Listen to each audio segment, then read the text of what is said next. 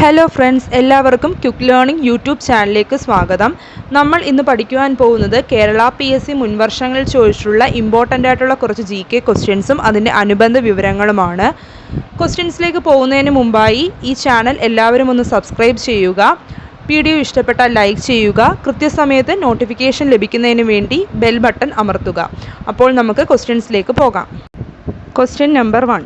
ഏത് വർഷം മുതലാണ് UNDP ജൂലൈ 11 ലോക ജനസംഖ്യാ വർഷമായി ആചരിക്കാൻ തുടങ്ങിയത്? ആൻസർ 1989. ഇതിന് റിലേറ്റഡ് ആയിട്ടുള്ള കുറച്ച് പോയിന്റ്സ് നോക്കാം. ലോക ജനസംഖ്യയിൽ ഇന്ത്യയുടെ സ്ഥാനം 2. ഒന്നാം സ്ഥാനം ചൈനയ്ക്കാണ്. ഇനി ലാസ്റ്റ് സെൻസസ് നടന്നത് 2011 ആ 2011 സെൻസസ് പ്രകാരം ഇന്ത്യയിലെ ജനസംഖ്യ 121 കോടി. പിന്നെ ക്വസ്റ്റ്യനിൽ തന്നെ പറഞ്ഞ ലോക ജനസംഖ്യാ ദിനം ജൂലൈ 11. പിന്നൊരു ഇമ്പോർട്ടൻറ്റ് പോയിന്റ്, ലോക ജനസംഖ്യ 500 കോടി തികഞ്ഞ ദിനം 1987 ജൂലൈ 11. അതിൻ്റെ ഓർമ്മയ്ക്കായിട്ടാണ് ജൂലൈ 11 ലോക ജനസംഖ്യാ ദിനമായിട്ട് ആചരിക്കുന്നത്. ലാസ്റ്റായിട്ട് ജനസംഖ്യാ ദിനം ആചരിക്കാൻ ആഹ്വാനം നൽകിയ സംഘടന UNDP, അതായത് യുണൈറ്റഡ് നേഷൻ ഡെവലപ്മെൻറ്റ് പ്രോഗ്രാം, ഐക്യരാഷ്ട്രസഭയുടെ വികസന പരിപാടി എന്ന് മലയാളത്തിൽ പറയും. അടുത്തത് രണ്ടാമത്തെ ക്വസ്റ്റ്യൻ, ചെന്നൈ ഉൾപ്പെട്ട തീരസമതലം. ആൻസർ കോറമാൻഡൽ. നമുക്കറിയാം ഇന്ത്യൻ തീരപ്രദേശത്തെ കിഴക്കൻ തീരപ്രദേശമെന്നും പടിഞ്ഞാറൻ തീരപ്രദേശമെന്നും രണ്ടായി തരംതിരിച്ചിരിക്കുന്നു. ഇതിൽ വീണ്ടും കിഴക്കൻ തീരപ്രദേശത്തെ രണ്ടായി തിരിച്ചിട്ടുണ്ട്, കോറമാൻഡൽ തീരമെന്നും വടക്കൻ സിർക്കാസ് എന്നും. അതിൽ കോറമാൻഡൽ തീരത്തിൽ ഉൾപ്പെടുന്നതാണ് തമിഴ്നാട് തീരവും ആന്ധ്രാപ്രദേശിൻ്റെ തെക്കൻ തീരപ്രദേശവും. അപ്പം കോറമാൻഡൽ തീരം ഈക്വൽ ടു തമിഴ്നാട് തീരം പ്ലസ് ആന്ധ്രാപ്രദേശിൻ്റെ തെക്കൻ തീരപ്രദേശം. ഇനി അടുത്ത വടക്കൻ സിർക്കാസിൽ ഉൾപ്പെടുന്നത് ആന്ധ്രാപ്രദേശിൻ്റെ വടക്കൻ തീരവും ഒഡീഷയുടെയും പശ്ചിമ ബംഗാളിൻ്റെയും തീരപ്രദേശവും ചേരുന്ന ഇന്ത്യയുടെ കിഴക്കൻ തീരസമുദ്രമാണ്. അപ്പോൾ ഇത് രണ്ടും ഓർത്തിരിക്കണം. കോറമാൻഡൽ തീരം തമിഴ്നാട് തീരവും ആന്ധ്രാപ്രദേശിൻ്റെ തെക്കൻ തീരപ്രദേശവും.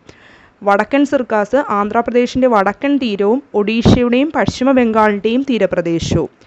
അടുത്ത ഇതുപോലെ തന്നെ പടിഞ്ഞാറൻ തീരസമുദ്രത്തെ 3ആയി തരംതിരിച്ചിട്ടുണ്ട്, ഗുജറാത്ത് തീരം, കൊങ്കൺ തീരം, മലബാർ തീരം. അതിൽ തെക്ക് പടിഞ്ഞാറൻ മൺസൂണിൻ്റെ പ്രഭാവം കൂടുതലായി അനുഭവപ്പെടുന്ന ഇന്ത്യൻ ഭൂപ്രദേശമാണ് പടിഞ്ഞാറൻ തീരസമതലം. അതിൽ കൊങ്കൺ തീരത്തിൽ ഉൾപ്പെടുന്നത് മഹാരാഷ്ട്ര, ഗോവ, കർണാടകയുടെ വടക്കൻ പ്രദേശം എന്നിവ ഉൾപ്പെടുന്ന തീരമാണ് കൊങ്കൺ തീരം എന്ന് പറയുന്നത്. മലബാർ തീരം കർണാടകത്തിൻ്റെ തെക്കൻ തീരവും കേരള തീരപ്രദേശവും ഉൾപ്പെടുന്നതാണ് മലബാർ തീരം. ഒരു ഇമ്പോർട്ടൻറ്റ് പോയിൻ്റ് ഉണ്ട്, ലഗൂണുകൾ കാണപ്പെടുന്ന തീരപ്രദേശം എന്ന് ചോദിച്ചിട്ടുണ്ട്. അതിൻ്റെ ആൻസർ മലബാർ തീരമാണ്. അടുത്തത് മൂന്നാമത്തെ ക്വസ്റ്റ്യൻ, ബ്രിട്ടീഷുകാർക്ക് ഇന്ത്യയിൽ നേരിടേണ്ടി വന്ന ഏറ്റവും വലിയ ഗോത്രവർഗ കലാപം. ആൻസർ സന്താൾ കലാപം. ബംഗാൾ, ബീഹാർ, ജാർഖണ്ഡ് എന്നീ സംസ്ഥാനങ്ങളിലായി രാജ്മഹൽ കുന്നുകളിലെ താഴ്വരയിൽ ജീവിച്ചിരുന്ന സന്താൾ ഗോത്രവിഭാഗത്തിലെ ജനത ബ്രിട്ടീഷുകാർക്കെതിരെ നടത്തിയ കലാപമാണ് സന്താൾ കലാപം. സന്താൾ കലാപത്തിന് നേതൃത്വം നൽകിയ പ്രാദേശിക നേതാക്കളാണ് സിദ്ധുവും കൻഹുവും.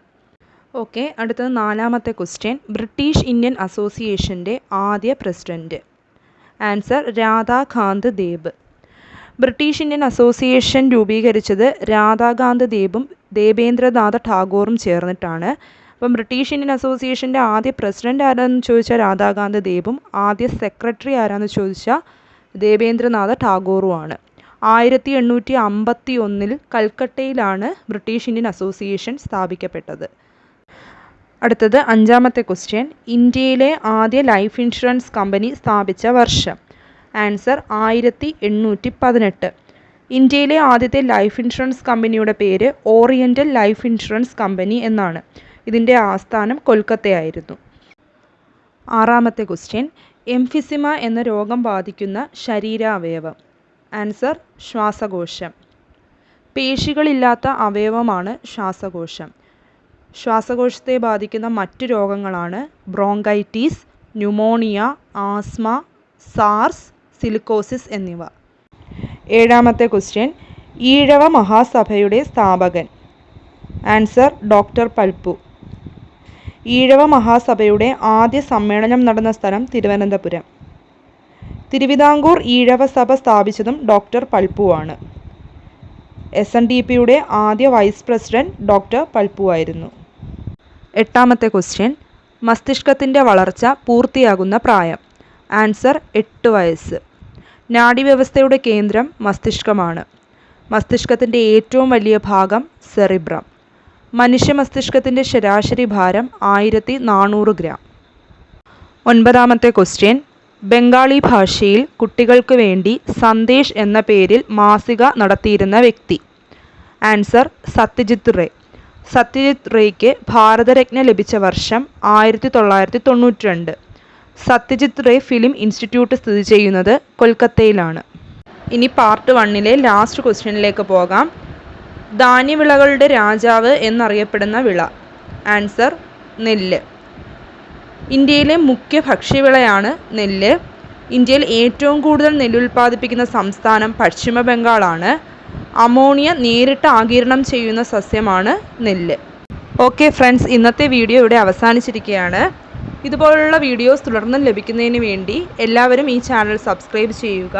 മറക്കാതെ ലൈക്ക് ചെയ്യുക. നോട്ടിഫിക്കേഷൻസ് ലഭിക്കുന്നതിന് വേണ്ടി ബെൽ ബട്ടൺ അമർത്തുക.